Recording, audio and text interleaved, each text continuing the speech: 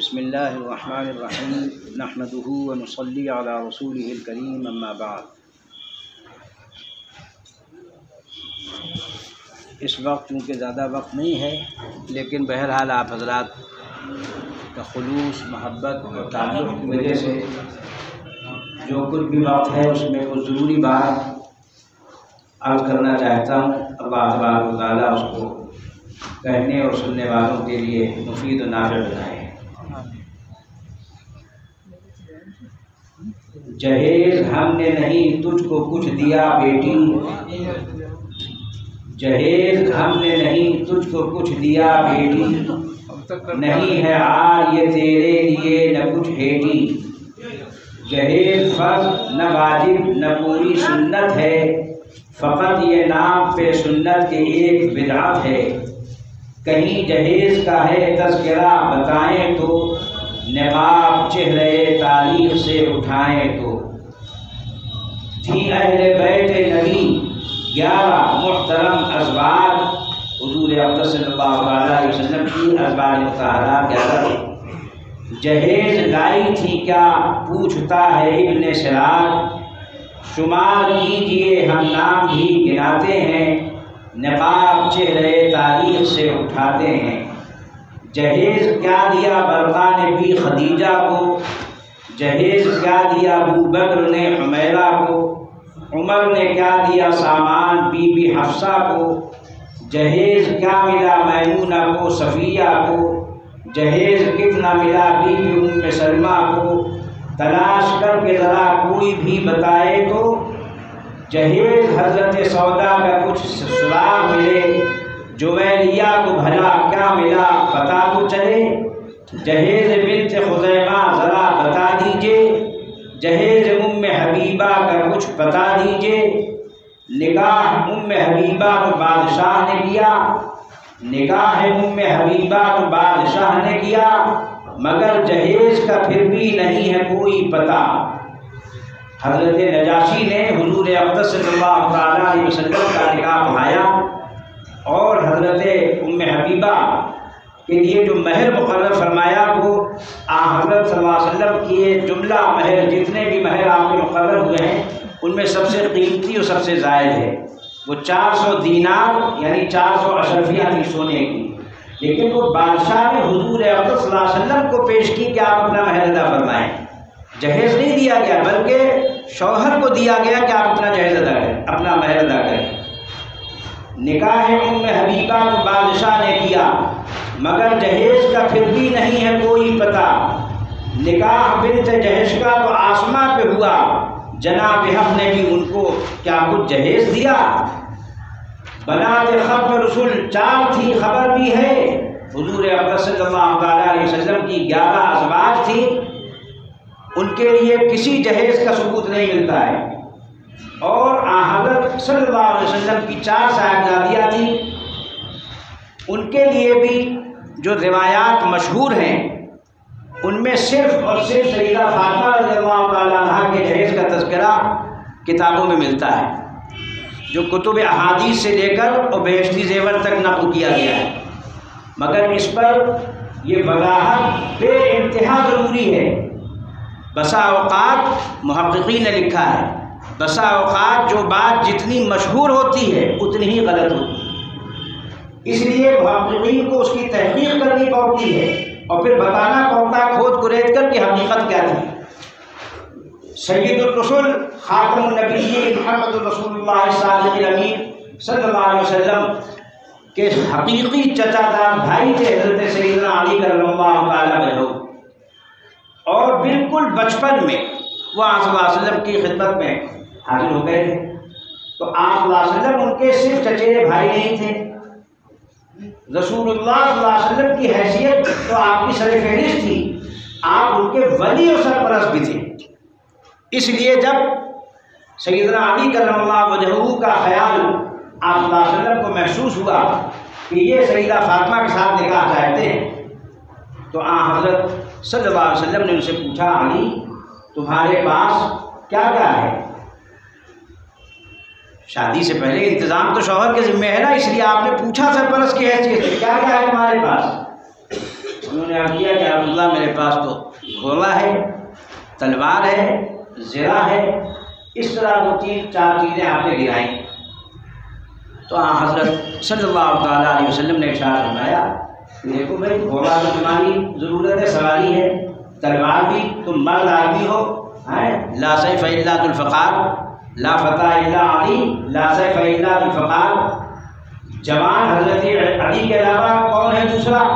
اور ان کی تلوار کا نام تھا ذوالفقار، اس کے علاوہ تلوار کس کی؟ تو آپ فرمایا تلوار گھوڑا تو اپنے پاس رکھو، مرد آدمی ہو، تم کو دونوں چیزوں کی ضرورت ہے، گھوڑے کی بھی اور مجاہد کو تلوار کی بھی۔ فرمایا ہاں زرہ جو ہے وہ ایک تیسری چیز جو ہے وہ ذرا سی ضرورت سے زائد ہو سکتی، اس کو فروخت کرو۔ اور سے سماعت فرمائیے، حضرت صلی اللہ علیہ وسلم کے نے حکم دیا کہ اس زرہ کو بیچو۔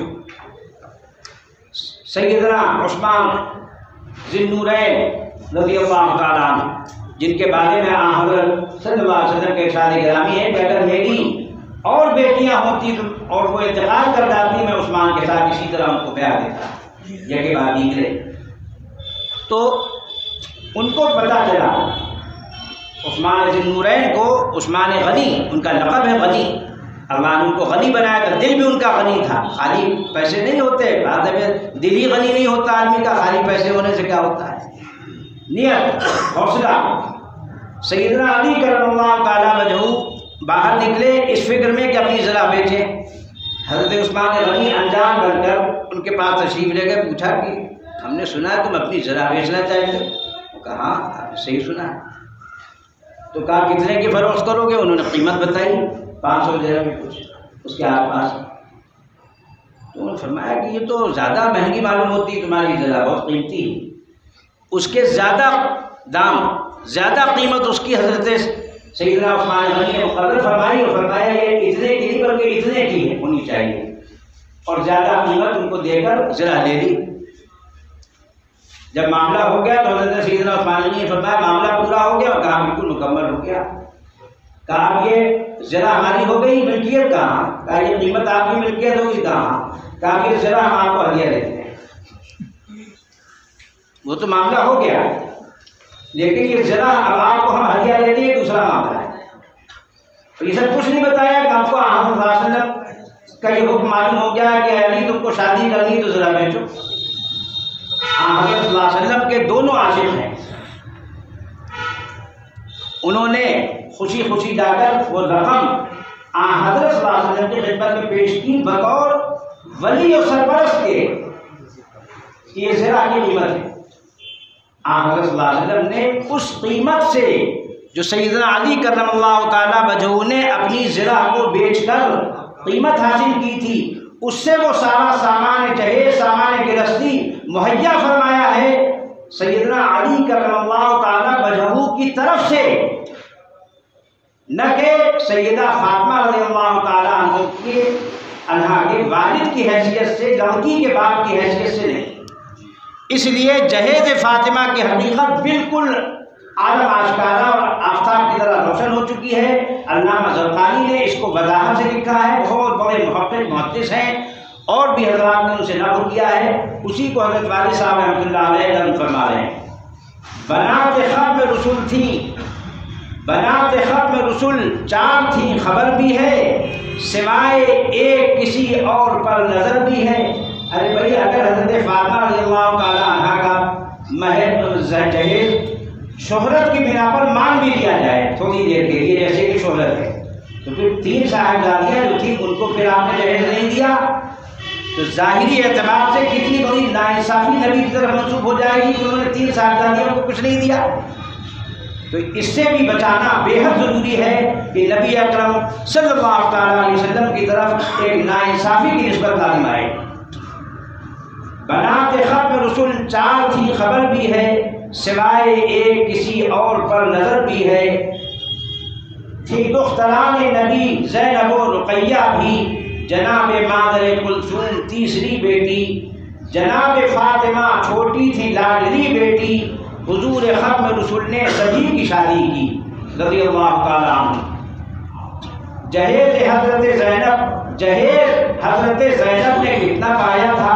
آپ صلی اللہ علیہ وسلم کی سب سے بڑی صاحبزادی حضرت زینب ہیں، جن کے بارے میں حضرت صلی اللہ تعالیٰ علیہ وسلم کا ارشاد گرامی ہے، خیر بناتی زینب، میری بیٹیوں میں سب سے بہترین بیٹی زینب ہے، خیر بناتی زینب۔ جہیز حضرت زینب نے کتنا پایا تھا، کسی حدیث سے کوئی تو کچھ پتہ دیتا، جہیز بی بی رقیہ بھی کوئی بتلائے، جہیز مادر کلثوم کیا تھا فرمائے، جہیز فاطمہ لوگوں نے کر دیا مشہور، علاوہ ان کے کہاں اور تین کا مذکور، جہیز فاطمہ کی سنیے اب حقیقت بھی، جہیز ہی کے لیے تو ذرا علی کی بکی، دلہن کی خوشبو منگائی اسی رقم سے گئی، گرستی گھر کی بنائی اسی رقم سے گئی، دلایا ان کو مکہ بھی الگ کرائے پر، کرے جہاں پہ سکونت سکون سے دختر، حضور باپ تھے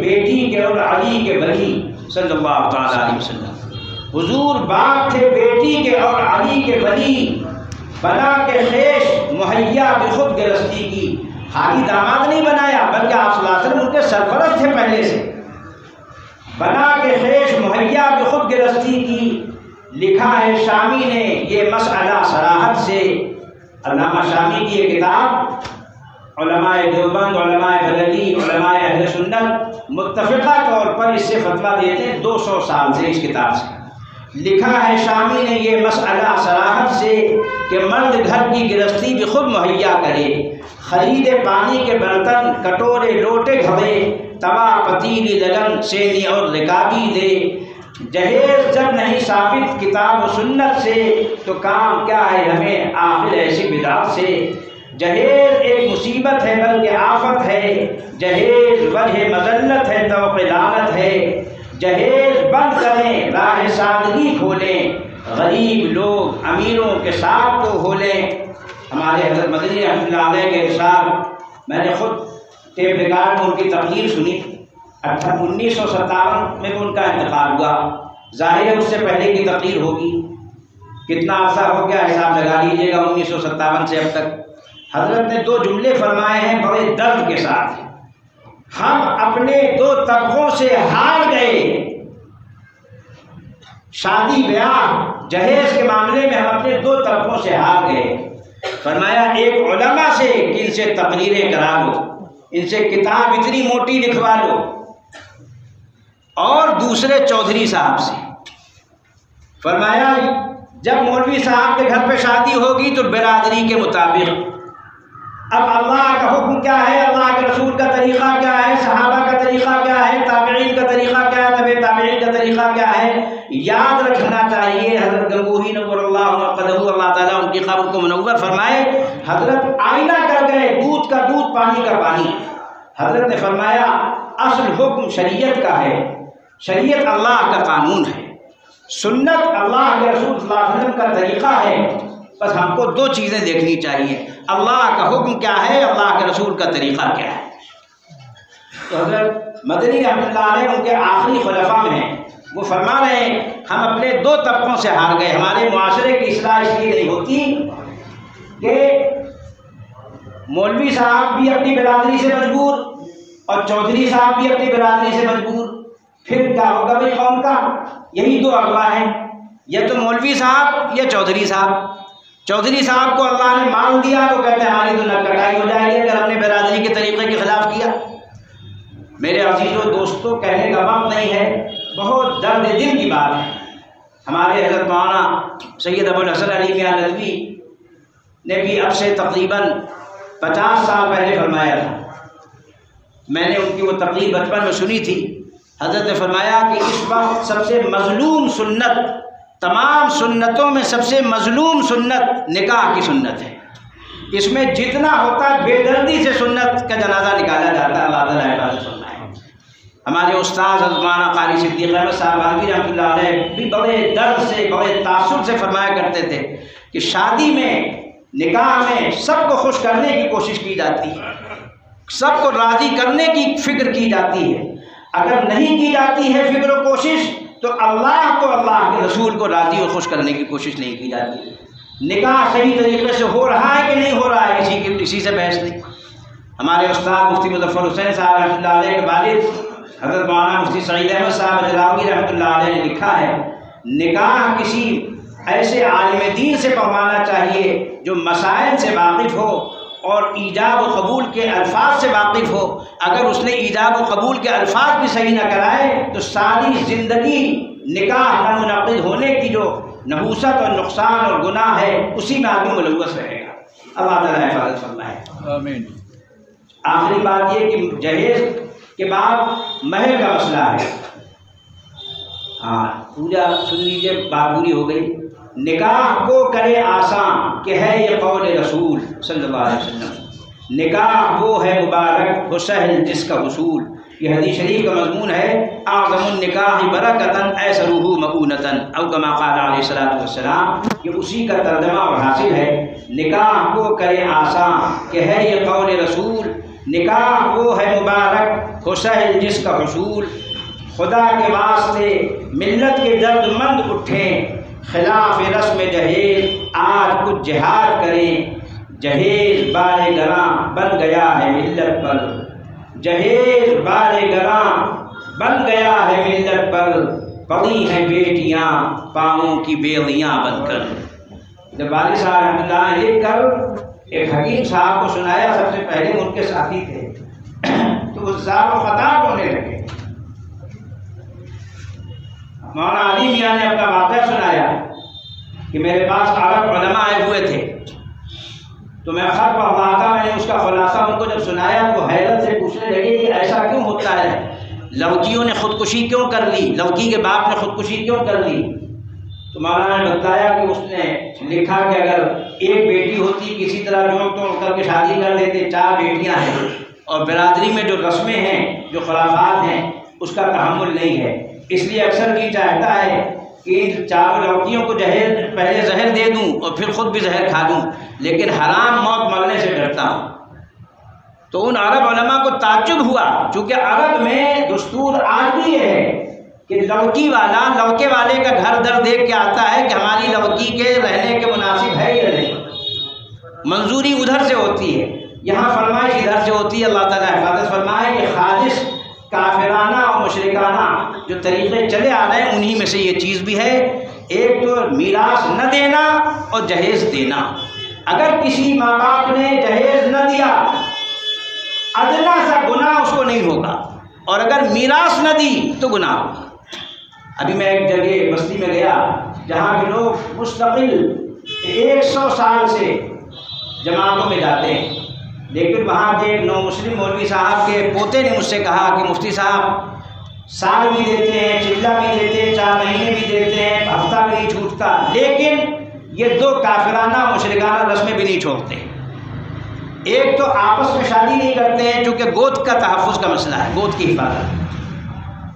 آپ کے علاقے میں بڑے درد اور افسوس کی بات ہے، راجستھان کے راجپوت غیر مسلم وہ یہاں سے بہی کھاتا لکھ کے لے جاتے ہیں کہ آپ کی شادیاں کہاں ہوئیں، گوت میں ہوئیں، باہر ہوئیں، کیا ہوئیں.